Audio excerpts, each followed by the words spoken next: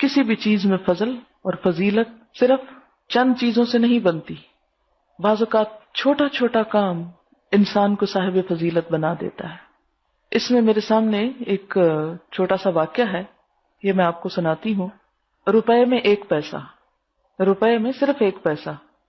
اب تو وہ پیسہ رہا بھی نہیں.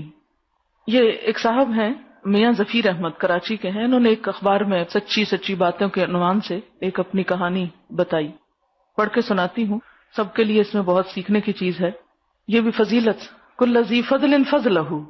تو یہ ذی فضل کون ہوتے ہیں اور ذی فضل کیسے بنا جاتا ہے، اس پہ تبصرہ کرتے ہوئے یہ بات ایڈ کر رہی ہوں. لکھتے ہیں، میرے گاؤں میں ایک خاتون تھی، منظور کی اماں. میری اماں بتاتی تھی کہ بیٹے جب یہ خاتون بیاہ کر آئی تھی تو اس گھر میں اتنی غربت تھی کہ 2 وقت چولہا مشکل سے جلتا تھا. مگر اس خاتون کے آنے کے بعد اس گھر کے حالات بدلنا شروع ہوئے. پورے گاؤں کے لوگ حیران ہیں کہ کیا ایسی بات ہوئی جو ان کی حد سے بگڑتی ہوئی معاشی اور گھریلو حالت میں اچانک اتنی تبدیلی آ گئی. کہاں تو مشکل سے 2 وقت کی روٹی نہیں ملتی تھی، کہاں یہ عالم ہے کہ کوئی سائل ضرورت مند اس خاتون کے گھر سے خالی ہاتھ نہیں جاتا. میں 9-10 سال کی عمر میں جب 1933 میں اپنے گاؤں سے تعلیم کی غرض سے کلکتہ آیا تو میں ایک بار اس خاتون کے میاں، جن کو میں نذیر چچا کہا کرتا تھا، ان کی دکان پر ملنے گیا. بچپن سے میری یہ عادت رہی ہے کہ جب میں کسی بات کو نہیں سمجھ پاتا تو اس کی ٹو میں لگا رہتا ہوں. نذیر چچا کی دکان کلکتہ شہر کے ایک ایسے علاقے میں تھی جو کوئی مشہور حقیقت نہیں رکھتا تھا. تب ان کی دکان کے سامنے لال دکی کھیل کا میدان تھا. اس کے پاس ہی ان کی ایک بہت چھوٹی سی پان بیڑی کی دکان تھی. میں جس وقت ان کی دکان پر گیا تھا 2 آدمی بیڑی بنانے میں مشغول تھے اور نذیر چچا پان بنانے اور لگانے میں. گاؤں میں ان کا گھر میرے پڑوس میں تھا. مل کر بہت خوش ہوتے. دکان میں اوپر بلا کر بٹھا لیا. باتوں باتوں میں نے ان سے پوچھا کہ چچا بس آپ کی یہی چھوٹی سی دکان ہے؟ بولے ہاں بیٹا، اللہ اسی میں خیر و برکت دیتا ہے. میں نے ان سے پوچھا پورے گاؤں میں یہ بات سب جانتے ہیں کہ آپ کے گھر سے کوئی خالی نہیں جاتا اور چچی سب سائلوں اور مانگنے والوں کو مٹھی بند کر کے ریزگاری دیتی ہیں، آخر یہ کیا بات ہے؟ بولے بیٹا وہ ایسا اس لیے کرتی ہیں کہ ان کے پاس ضرورت مندوں کو دینے کے لیے ریزگاری یعنی چینج ہوتا ہے، چھوٹے پیسے. اتنا کہہ کر نذیر چچا نے دکان میں آتے ہوئے ایک ٹن کے ڈبے کی طرف اشارہ کیا. وہ ڈبہ دیکھتے ہوئے جس دن سے یہ دکان کھولی ہے اللہ کا نام لے کر اس روز سے آج تک میرا یہ معمول ہے کہ روز مرہ جو بکری ہوتی ہے تو شام کو اس کا حساب کر کے ہر روپے پر 1 پیسہ غریبوں کے لیے نکال کر اس ڈبے میں ڈال دیتا ہوں. جب یہ ڈبہ بھر جاتا ہے تو وہ تمہاری چچی کے پاس بھجوا دیتا ہوں. شروع دن سے آج تک میرا یہ روز مرہ کا معمول چلا آ رہا ہے.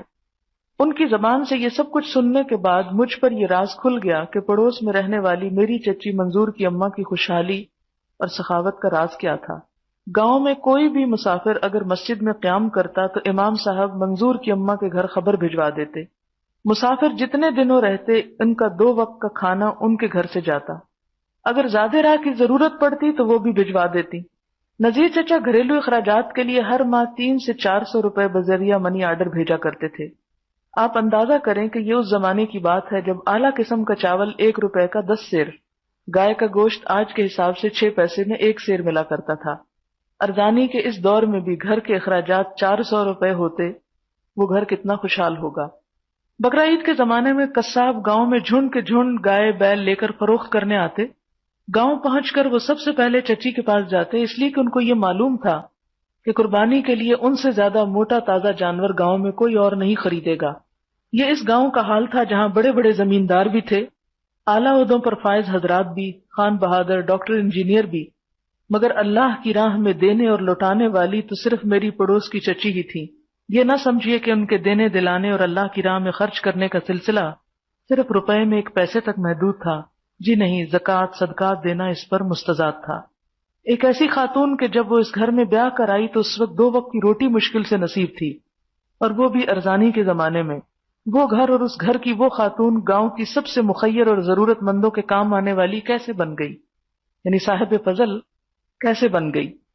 اس راز کو سمجھنے اور پانے کے لیے ہم سب کو کوشش کرنی چاہیے. اس مخیر اور اللہ والی چچی یعنی منظور کی اماں سے میری آخری ملاقات 1946 میں ہوئی.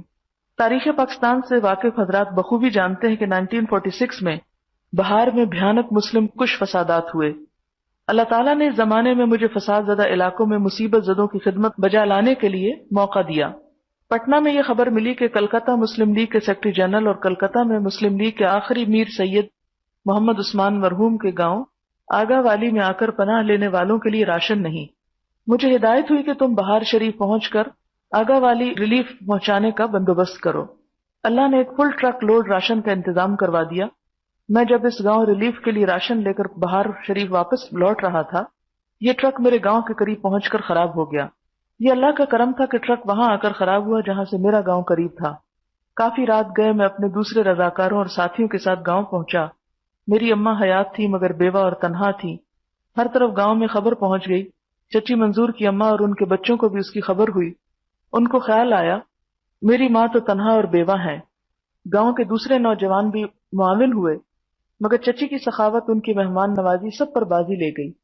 یہ سطریں لکھتے وقت مجھے کچھ معلوم نہیں کہ نذیر چچا چچی ان کے بچے کہاں ہیں، ان میں سے کون بچے ہیں کون مر گئے۔ اللہ کرے سب بقید حیات ہوں۔ اے زندہ رہنے والوں جہاں بھی ہو، اللہ تم کو اپنی حفظ و امان میں رکھے۔ اگر دنیا سے رخصت ہو گئے ہوں، اللہ ان کی نیکیوں کو ان کے بے حساب ثمر عطا فرمائے، اور اس گناہگار کو جو نصف صدی گزارنے کے بعد بھی ان کو نہیں بھلا سکا، ان سب کے نقش قدم پر چلنے کی توفیق بخشے۔